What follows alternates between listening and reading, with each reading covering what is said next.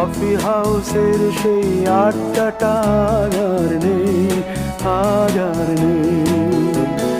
কোথায় হারিয়ে গেল সোনালি বিকেলগুলো সেই, আজ আর নেই।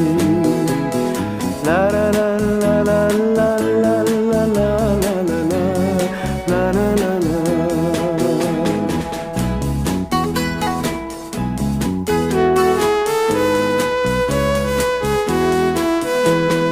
নিখিলেশ প্যারিসে, মইদুল ঢাকাতে, নেই তারা আজ কোনো খবরে।